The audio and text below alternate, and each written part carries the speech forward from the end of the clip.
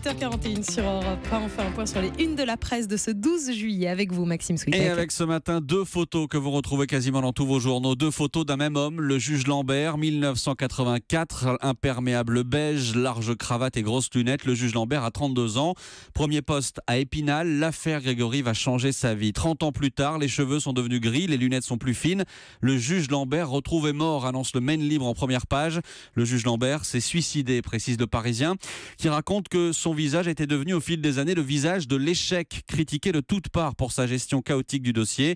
Jusqu'au bout, il a suivi l'affaire. Jean-Michel Lambert expliquait encore au journal il y a quelques jours qu'il restait persuadé de l'innocence de Bernard Laroche et il racontait au Figaro cette fois comment il tentait de tourner la page. J'ai rédigé des milliers d'ordonnances, des milliers de jugements.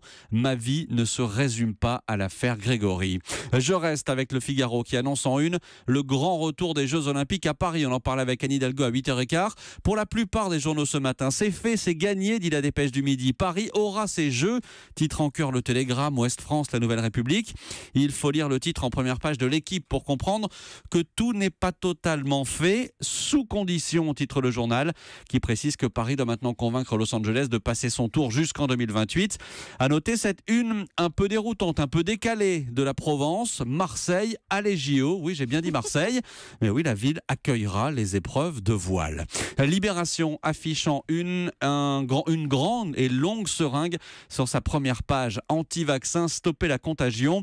Libé explique que la décision du gouvernement de rendre obligatoire 11 vaccins pour les enfants pourrait en réalité renforcer la défiance des réfractaires qui sont de plus en plus nombreux. Et puis une petite touche de vacances quand même avec les palmiers de la Côte d'Azur qui se retrouvent en première page du Figaro. Bon, en fait, rien de réjouissant. Les palmiers sont menacés, attaqués par un insecte venu d'Asie, le charançon rouge. Comme quoi les palmiers, la mer, les vacances à Nissa, on peut peut-être s'en passer. Regardez-nous, quelques fleurs en plastique, une clim et tout va bien. On y arrive très bien.